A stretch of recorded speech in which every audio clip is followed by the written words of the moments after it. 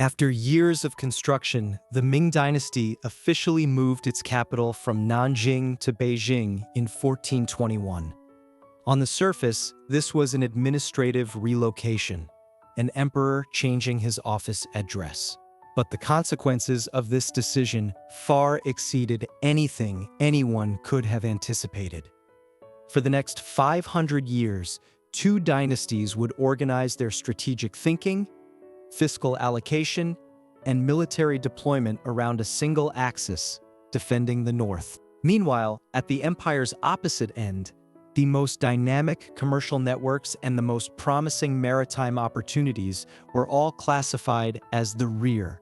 The location of a capital determined which direction a civilization faced and what it could not see. The man who made this decision was Zheng He. He was not a normal successor. He had seized the throne from his nephew, the Jianwen Emperor, through a civil war known as the Jingnan Campaign. His power base was in the north, where he had served as the Prince of Yan, with Beijing as his stronghold. Nanjing was the seat of the Jianwen court, filled with officials who instinctively distrusted him. The first reason for moving the capital was political security, returning to his own territory. But the second reason mattered more: the Mongols. After the Yuan dynasty was overthrown, Mongol forces had retreated to the steppe, but were never destroyed. The northern frontier remained the empire's greatest security threat. Zheng He personally led multiple campaigns against the Mongols and understood the pressure better than anyone. Placing the capital in Beijing meant the emperor himself sat on the front line. Later generations would call this the Son of Heaven guarding the gate of the nation. When he ordered the construction of the Forbidden City, over 1 million laborers were mobilized, and the finest timber and stone were transported from across the country. The largest single stone carving weighed over 200 tons. To move it from Fangshan to Beijing, workers dug wells at intervals along the route, poured water in winter to freeze the road into ice, and dragged the block inch by inch across the frozen surface. An empire poured everything it had into physically relocating the center of power from south to north. Where the capital sits, resources follow. Once Beijing became the capital, the empire's entire fiscal system was reorganized around it.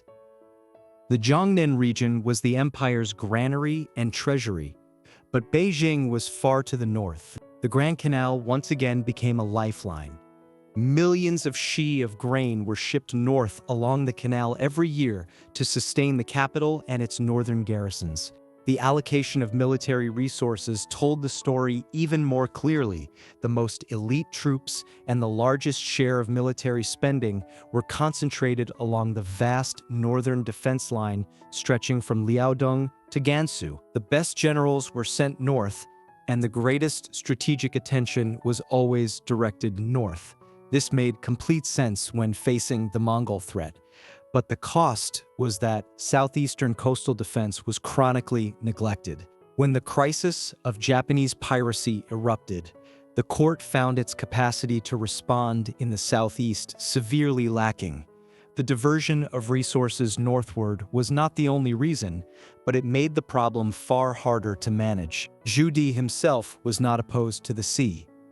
Zheng He's great voyages took place during his reign.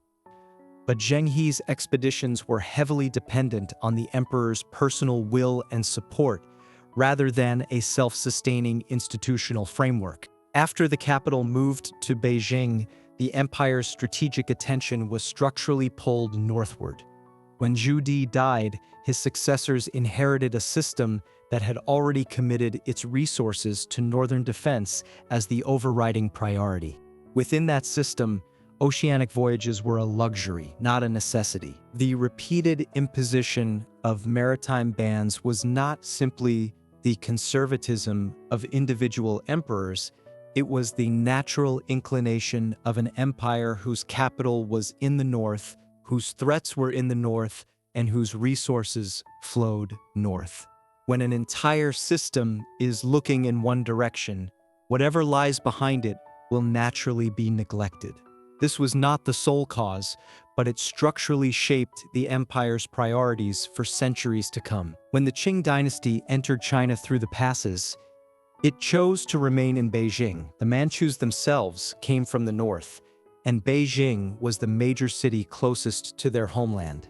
But this meant the Qing not only inherited the Ming's strategic orientation, but pushed it even further into Inner Asia, extending control over Mongolia, Xinjiang, and Tibet.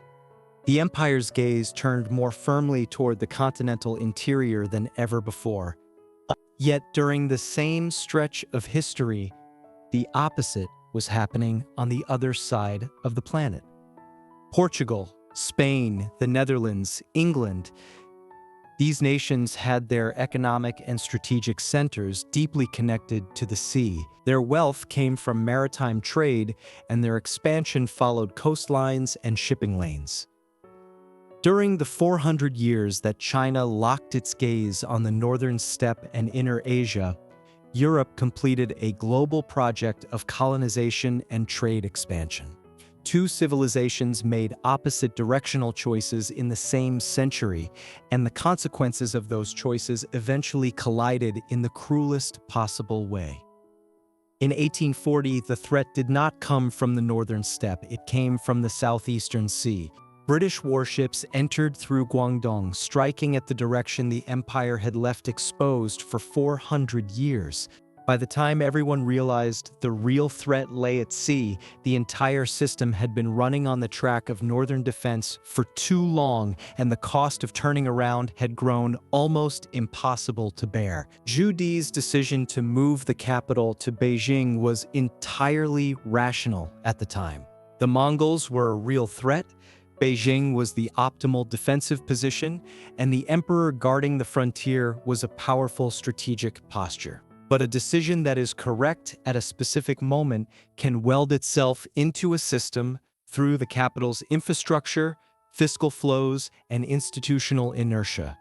This predicament did not belong only to the Ming and Qing. In any era, when an organization has invested generations of resources in a single direction, built all of its infrastructure around it, and formed every habit of thought to match, even if everyone can see a new direction, turning becomes nearly impossible. Not because no one knows which way to go, but because the road beneath their feet leads only one way